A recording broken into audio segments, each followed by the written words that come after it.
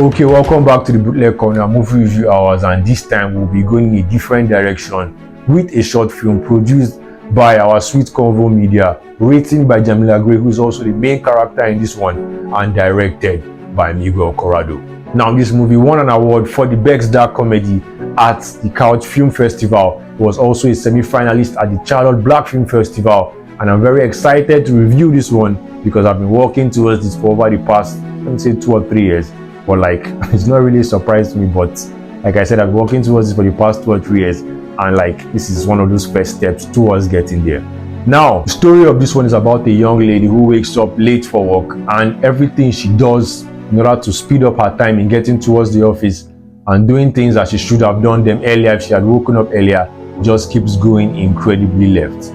Now, the main character, as I said before, is Jamila Gray. Is also the main writer in this one, and that's commendable, being both the writer and the main character of the movie. That's like, you have to be doing 2 jobs at once. You have to actually write the movie, and you have to actually carry out everything you've written in like a very particular sequence. But that aside, the first thing I noticed about this movie was the sound design. Now, sound design in most movies, not really most movies, now sound design in every movie is like one of the most important things, because movies are basically sound and action. So but the sound design in this one actually matches the tempo of everything that is happening in this movie, and that is one thing I want to commend the writer, the creator, and everyone who was involved in this. For the sound design was absolutely, it matched the tone, it matched the beat, it matched the franticness of what, it matched like everything they were trying to do. The sound design was absolutely mint.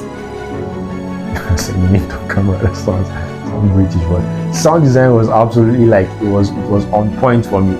From every point, like from the beginning to the ending, the sound design was there. Like from the early morning, you hear the birds twittering, you know that this is early hours. Then you hear the alarm. Then you hear when she wakes up, and the way the music charges in. And like, another thing I like from movies is when movies introduce me to music. And I think this one has introduced me to a song I hadn't heard before. And I think I'll be getting that song and adding it to my collection soon. But that aside, like, sound design is like very, very important. And once you can get sound design right, the movie is like not halfway there, but it's like it's 25% there. Once your sound and your actions match each other and merge perfectly to like sell the story and actually match the tempo and the beat of what you're trying to say and what you're trying to portray on screen, I mean, like, your job is almost delivered. Not really almost delivered, but like, once you can merge these things, your sound and your actions match, then I think you're on your way towards success. Now, the next thing is the camera angles in this one. We use multiple camera angles to show us things they wanted us to see. And remember, this is a very short film, 6 minutes. So you have a limited time frame to show the most important things that you want the audience to see and why you want them to see them. And I think they delivered that perfectly. We can see from the camera angles they showed us, this is a very disorganized woman. Like, her life is in order, but her life, she doesn't really keep things in place. Things are all over the place. On her bed, you can see clothes and whatever strewn about. You go to her bathroom, the toothpaste is almost finished. It's somewhere, it's just lying there. Things are not in order, basically. And from her waking up late at this moment and rushing, we can maybe infer that this person is not the first time this is happening. And that may sound harsh on the character of this movie, but you can see from her life, with the way everything is disorganized and scattered and things are just here and there, we can infer and we can make like a judgment that this is not the first time this thing is happening, that this girl is waking up late and having to scramble and rush off to work. And the next thing is she's being bathed in the morning. Now, that depends on where you live, because like, when you people from other cultures, like, you now find out some things don't really work the way it does. But like, here where I am, waking up, no matter how late it is, I think bathing is like it's cardinal. You can't go out without bathing, except like it's extreme circumstances. And for her, it's extreme circumstances, because for her to rush off to work in that manner, I think she can forgo bathing. We can forgive her for not bathing, but that's that aside. But we can see she tries to do her makeup, tries to do all that stuff, but it's not just coming up. So she just puts on a suit, tries to run out, and we see her, she has forgotten to feed the dog. That's the other, like, it's her life is like, we can like, that's part of the story, because she has forgotten to feed the dog. Now she has to feed the dog, but she doesn't have the time to do it in an orderly manner. So she just pours all the dog food. I think she empties the whole container grabs her key and runs out. And with the camera angles, once again, we see things that they intentionally show us, because this is, like I said earlier, short film, to decide what you are going to show the audience, and they decided strategically and carefully what they wanted to show us. And I really I liked what I was seeing. Basically, I like what I was seeing. Now another thing is with the camera angles again, is like if this was a singular person shot, like maybe the main character is also the one operating the camera and stuff, the camera angles will look a lot different. There will be a lot within, basically the cameras will most likely be within walking distance. But as you can see, when she comes out of the apartment, when she's coming down the stairs, you can see a wide angle of her like taking the stairs, as the stairs is coming down. You can see like this shot is taken from a different building. Like this was a solo person shot, you most likely see a close-up maybe like by her legs when she's like to show like I don't know how to explain this if I'm getting the tangent, if I'm missing the tangent completely, but basically the shots will be different if it was a singular person, like it was the main character still operating the cameras. But we can see it's a different person operating the camera, but we can see different shots from wider angles than would have been expected if it was a single person shot. Now one thing I think they could have did was like a single, like one long running shot of her when she was coming out of the building, or like running down the stairs. But that is just a suggestion after the fact, but that would have like maybe probably sold the tension more if it was like a one constant running shot without cuts, just following one sequence. I think that's just to be the first, not call it the criticism of the movie, but that's just a suggestion after the fact, yeah.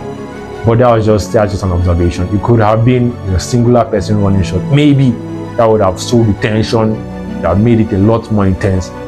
But I think what they did was it was appropriate. It was perfect. Did I say perfect? But it was fine that way. It was great. It was good that way.